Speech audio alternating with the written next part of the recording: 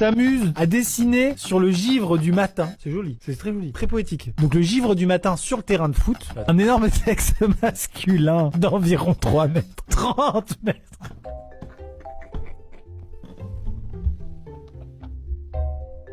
Oh waouh, je m'attendais à une tub, mais alors une aussi grosse, non vraiment pas. Oh, le début du mot était si poétique. S'amuse à dessiner sur le givre du matin un chiffre de 30 mètres. 30 mètres gros. Ça a dû te prendre des plombes. T'as été aidé, c'est pas possible. Oh, 30 mètres. J'aurais tout pour avoir le dessin. Quel bonheur. Raconte ce qui s'est passé. Bah il faisait froid, on attendait le prof qui aille chercher les ballons. J'ai vu qu'on pouvait dessiner sur le terrain. Première inspi, une bite. Au début je voulais qu'elle fasse 5-6 mètres, puis je me suis laissé emporter. La première couille que j'ai fait faisait largement 5 mètres de diamètre. Il a fallu adapter en conséquence la verge.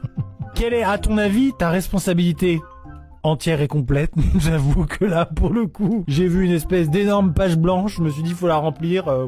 Que dit le règlement intérieur? Je suis sûr et certain qu'il n'y a aucune clause dans l'article R517-12 qui stipule qu'un chibre de 30 mètres n'a pas à être dessiné sur le terrain de PS. J'en suis sûr, vérifié. Quelle conclusion tires-tu de cette histoire? La faire moins grosse pour gagner du temps? Donne des coups de pied à un élève au sol en train de faire un malaise?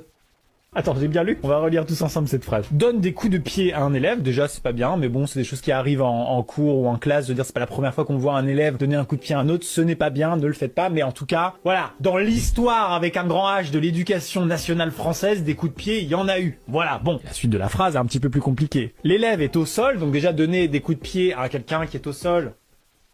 Il y en a déjà eu moins dans l'histoire. Là, on est sur du lynchage, hein, quelque part, donc c'est compliqué. En train de faire un malaise.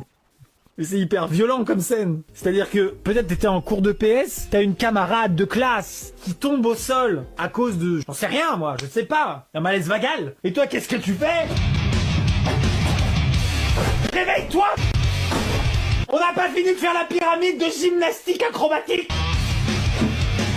Ça ne se fait pas quand même. Volontairement utilisé en tant que bélier humain. Je m'y attendais absolument pas. Par 3 de ses camarades, dans le but d'enfoncer une balle. Quoi? C'est incroyable. Fermé à clé. Oh putain. Nous vous informons que votre fille Manon, en classe de 6ème, aura une retenue le lundi 15 juin, nanana, pour le motif suivant. Essaye de jeter son camarade par la fenêtre du 2e étage.